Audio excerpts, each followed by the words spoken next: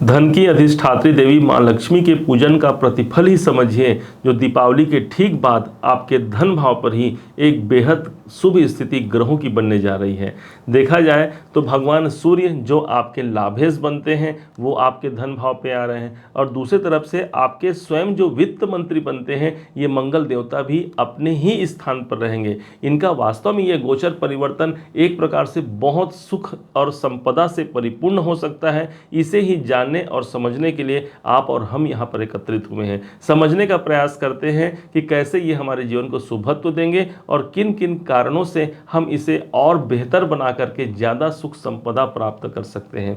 ध्यान दीजिएगा, ठीक 16 नवंबर सन 2023 का वो दिन, जिस दिन से लेकर के 16 दिसंबर सन 2023 तक के भगवान सूर्य देवता ठीक आपके द्वितीय भाव पर इनका अनुसरण होगा।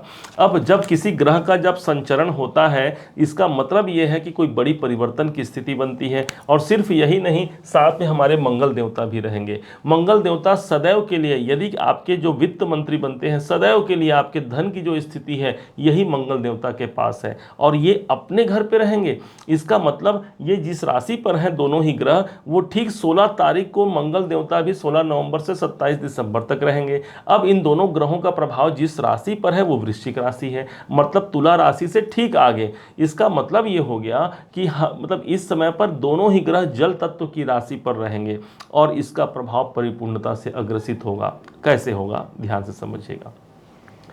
पहले हम लोग सूर्य भगवान को समझते हैं। सूर्य भगवान आपके 11वें घर के मालिक हैं, जो कि आपके इनकम है। अब इनकम भाव के स्वामी का धन भाव पे आना, मतलब इनकम को कहाँ खींच लिए, इनकम को खींच लिए धन भाव पर। मतलब जो भी आपके लाभ हैं वो आकर के इस समय पर संचित होने की संभावना बन जाएगी। ये समझिएगा कि हमने लाभ तो बहुत पाया, हमने पैसे तो बहुत कमाए, लेकिन संचित नहीं हो पा रहा है। तो संचित स्थान कौन सा है, द्वितीय भाव, जहां पर सूर्य भगवान आ जाएंगे तो लाभ की संभावना इससे बेहतर निकल करके आएगी। दूसरा एकादश भाव ही है हमारी कामनाओं की सिद्धि का, इसलिए इस समय पर कामनाओं की सिद्धि इस समय पर आप अपने कुटुंब जनों के साथ मिलकर के कर सकते हैं, क्योंकि दूसरा घर हमारे कौटुंबिक वातावरण को प्रदर्शित करता है, कौटुंबिक जनों को प्रदर्शित करता है। इस हिसाब से यह सूर्य का ट्रांजिट आपके लिए किसी वरदान से कम नहीं होगा। यदि आप सोशल सर्कल, सामाजिक दायरे में रहकर या समाज से संबंधित कोई कार्य करते हैं, वहां से भी आपको सफलता मिलने की संभावना 100% हो जाती है। ध्यान रखिएगा कि दसम भाव के बाद एकादश भाव आता है। इसका मतलब यह हो गया कि हमने जो यदि पहले कोई कर्म किया है या हमने जो भी कर्म किया है उसका प्रतिफल प्राप्त नहीं हो पा रहा है, तो प्रतिफल कौन दिलाएगा, प्रतिफल हमें दिलाएगा एकादश भाव। यही तो लाभ का है भाई। हम सबको एक आस होती है कि हम जितना मेहनत करते हैं, हम जितना अपना साहस लगाते हैं, उसके अनुरूप हमें लाभ और सफलता मिल जाए तो बस फिर हमारा जीवन सफल है। तो ये स्थिति ये है कि सूर्य भगवान यहाँ पर आपके द्वितीय भाव पर आए हैं, कोई बेहतर स्थिति बनेगी। अब यही नहीं, सूर्य भगवान जब अपने मित्र की राशि पर और मित्र के संग पर होंगे, इसका मतलब इस समय पर आपकी वाणी बड़ी तेजस्विता से परिपूर्ण होगी। आपकी वाणी में देखिएगा इस समय पर एक बहुत ओज होगा। सूर्य क्या है, एक ओज से परिपूर्ण ग्रह है। इस समय पर आपके जो आत्मा है वो अपने कुटुंब से जुड़ करके रहेगी। मतलब आप यदि बाहर भी रहेंगे तो भी ये समझिए अपने कुटुंब, अपने परिवार से आप अलग नहीं हो पाएंगे, उनसे जुड़ करके रहने का आपका प्रयास होगा। सूर्य भगवान जब यहाँ पर होते हैं, इसका मतलब ये हमारे भोजन का स्थान हमारा वाणी भी है। तो वाणी को हमने कहा ओजस्विता से परिपूर्ण होगा। द्वितीय स्थान हमारा भोजन भी होता है, हमारा मुख है। इस समय पर अच्छे भोजन, क्योंकि सूर्य कैसा खाएगा, राजा को भोजन कैसा मिलेगा भाई, राजा को भोजन एकदम आलीशान भोजन, अच्छा जो स्वादिष्ट भोजन इस समय पर आपको मिल सकता है। जैसा आप चाहते हैं उस टाइप का भोजन इस समय पर करने का एक सौभाग्य भी मिलेगा। सूर्य यहाँ पर उपस्थित है। अब हम लोग मंगल को समझते हैं। मंगल की स्थिति वो हो गई भाई, आपके ये धन के स्वामी धन भाव पर हैं, और दूसरी तरफ से यही मंगल आपके व्यापार, आपके दाम्पत्य जीवन के भी मालिक हैं। तो सबसे बड़ी बात तो ये हो गई कि व्यापार से धन निकल करके आएगा। भाई व्यापार भाव के स्वामी हैं, धन भाव पर बैठे हैं, तो खींचेंगे कहाँ को, तो सप्तम भाव के रिजल्ट को खींचेंगे द्वितीय भाव पर। इसका मतलब ये क्लियर हो गया कि ये व्यापार से जुड़ा हुआ यदि आपको प्रॉब्लम है, या फिर व्यापार में आपको धन की प्राप्ति में कमी है, यहाँ पर धन की प्राप्ति की संभावना काफ़ी बढ़ जाएगी। और विशेष तौर पर मंगल देवता 16 नवंबर से लेकर के पूरे 27 दिसंबर तक रहेंगे।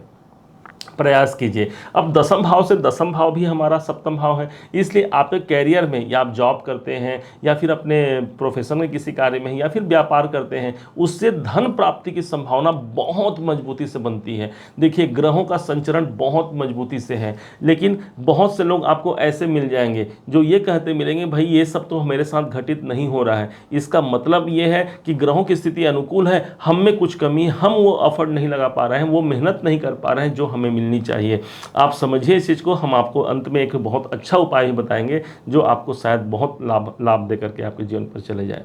अब सप्तम भाव चूंकि मेरे दाम्पत्य का होता है, तो जो लोग विवाह करना चाहते हैं या दाम्पत्य जीवन से जो परेशान है उसके लिए ये किसी अच्छे घटना को अंजाम देने से कम मत समझिएगा। द्वितीय कुटुंब भाव पर आए हैं, मतलब अपने दाम्पत्य जीवन में भी आपको मधुरता देखने की को मिलेगी, क्योंकि चंद्र मतलब मंगल जिस राशि पर गए हैं वो जल तत्व की राशि है, मतलब शांति प्राप्त होगी। दाम्पत्य जीवन से जुड़ा हुआ यदि कोई स्ट्रगल है, कोई परेशानी है, कोई कोर्ट केस संबंधी कार्य भी है, तो इन समय पर उसकी संभावना काफ़ी प्रबलता से सिद्ध होती है कि वहाँ पर से कोई आपको तकलीफ या दुख वहाँ पर से न मिले।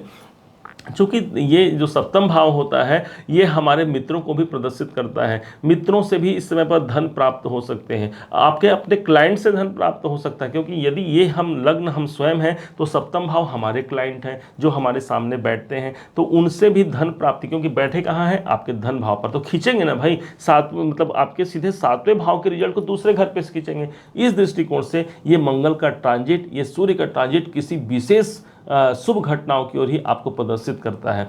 अब दूसरी तरफ से देखिएगा, इसी मंगल के पास कुछ दृष्टियां होती हैं, जैसे कि भगवान सूर्य के पास तो सिर्फ एक दृष्टि है, अब यहीं पर से सूर्य और मंगल की जो एक दृष्टि पड़ेगी, सातवीं दृष्टि, वो सीधे आपके आठवें घर पे पड़ेगी।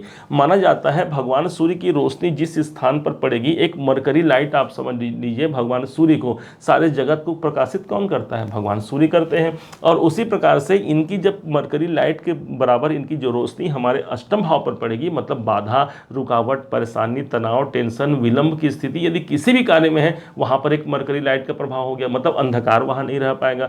दूसरी तरफ से मंगल देवता देख रहे हैं, तो हाँ यहाँ पर एक बात समझने की आवश्यकता होगी कि यदि धन भाव के स्वामी की दृष्टि पड़ रही है अष्टम भाव पर, तो आपको ये सतर्क भी रहनी होगी कि हमारा धन कहीं पर इंगेज न हो, जाम न हो। उसके लिए आप अपने सूझबूझ के द्वारा अपने आर्थिक लक्ष्य को प्राप्त जरूर कर पाते हैं, यदि आपने अच्छे ढंग से इस मंगल के प्रभाव को समझ लिया। अब इस मंगल को और प्रभावी बनाने के लिए आप सब जानते हैं कि हनुमान जी का आश्रय बहुत अनुकूल होता है। जो हनुमान जी के शरण पर जाता है, जो हनुमान जी की कृपा प्राप्त करता है, उस पर हनुमान जी की महती अनुकंपा तो होती ही होती है, साथ ही साथ मंगल और शनि ग्रह से संबंधित बाधाएं और पीड़ा भी निवारण की स्थिति पर हो जाती है। अब मंगल देवता स्वयं एक रक्त कारक ग्रह माने गए हैं, लाल रंग माने गए हैं। हनुमान जी को क्या बोलते हैं, लाल देह लाली लसे अरुधरि लाल लंगूर, वज्र देह दानव दलन, जय जय जय कपिसूर। इस समय पर आपको मतलब जो हनुमान जी की कृपा प्राप्ति के लिए और मंगल की कृपा प्राप्ति के लिए लाल सिंदूर हनुमान जी पर अर्पण करना चाहिए। लाल सिंदूर हनुमान जी को बेहद पसंद है, बहुत प्रिय है, और इसी कारण से उन पर सिंदूर अर्पण करना बड़े से बड़े विपत्तियों को दूर करता है। आपने सुना भी होगा, हनुमान को खुश करना आसान होता है, महावीर को खुश करना आसान होता है, सिंदूर चढ़ाने से सब काम होता है, हनुमान को खुश करना आसान होता है, महावीर को खुश करना आसान होता है। सिंदूर अर्पण कीजिए। हनुमान जी बहुत कृपावान हैं, बहुत दयालु हैं, आपके जीवन पर इतनी अच्छे ग्रह स्थिति को ला करके शायद कोई बहुत बड़ा परिवर्तन कराना ही चाहते हैं, ये मान करके भगवान जी का एक आशीर्वाद जरूर लीजिएगा। दूसरी ओर मंगल साहस के देवता हैं, मंगल की दृष्टि जिस भाव पर पड़ती है वो भाव आपके संरक्षण से परिपूर्ण हो जाता है। इस हिसाब से मंगल आपके धन भाव पर है, 1 2 3 4, चतुर्थ दृष्टि आपके संतान भाव पर पड़ रही है। मतलब संतान के प्रति यदि संतान हमारे किसी कारण से यदि लाइन से बेलाइन हो गए हैं, यदि वो हमारी बात नहीं सुन रहे हैं, या उनके शिक्षा में कोई प्रॉब्लम है या कैरियर में कोई प्रॉब्लम है, तो मंगल की स्थिति, मंगल की दृष्टि बन रही है, मतलब एक संरक्षण की स्थिति वहाँ पर भी बनेगी। मतलब संतान के लिए बहुत अच्छी बात हो गई। यदि आप स्वयं विद्यार्थी हैं या फिर आप शिक्षा ग्रहण करना चाहते हैं, दोनों ही स्थिति में मंगल की दृष्टि है। आप ज़्यादा इस पर ज्ञानवान अपने आप को बना सकते हैं और अपने ज्ञान के माध्यम से आप संसार में एक अच्छा नाम और शोहरत भी प्राप्त कर सकते हैं। क्या कहा गया है, ज्ञान रतन का जतन कर माटी का संसार। ये संसार माटी का है और मतलब श्रेष्ठ वही होगा जिसके अंदर ज्ञान होगा, जिसके अंदर टैलेंट होगा। आपके अंदर ज्ञान की क्या कमी है भाई? स्वयं सोचिए, आपके लगने स्वयं शुक्राचार्य जी महाराज हैं। शुक्र देवता तो भाई सभी जितने दानव हैं सबके एकमात्र गुरु हो गए हैं। और सभी 9 ग्रहों में यदि किसी को सौम्य ग्रह की उपाधि प्राप्त है, वो है देवगुरु बृहस्पति और दैत्य गुरु शुक्राचार्य। इस हिसाब से शुक्र देवता ने एक ज्ञान से परिपूर्ण तो आपको रखा ही है। दूसरी ओर मंगल की एक दृष्टि पड़ेगी 7-8, मंगल की दृष्टि पड़ रही है आपके सीधे भाग्य भाव पर। मतलब भाग्य को भी एक प्रोटेक्शन मिल रहा है आपको। किसी कारण से भाग्य में अस्थिरता है या फिर हमें जितना हमने मेहनत किया उस मेहनत के अनुरूप यदि हमें सफलता नहीं मिल रहा है, तो मंगल की सीधी दृष्टि आपके भाग्य भाव पर पड़ रही है। मतलब भाग्य की संरचना भी इस समय पर बेहतर परिणाम की ओर अग्रसित कर सकता है। उम्मीद है आप सबने इसे समझा है, आप सबने इसे जाना है। यदि आपने इसे समझा है, जाना है, मेरे समझाने का प्रयास यदि आपको सार्थक लगा हो, मेरे समझाने का तरीका यदि आपको सार्थक लगा हो, तो हर बार की भांति इस बार भी अपना प्यार भरा लाइक और कमेंट करना मत भूलिएगा। और हाँ, यदि अभी तक आपने चैनल को सब्सक्राइब नहीं किया है, सब्सक्राइब भी कीजिएगा। पुनः एक बार फिर आप सभी का दिवस बहुत मंगलमय हो, इन्हीं शुभकामनाओं के साथ। जय श्री राम।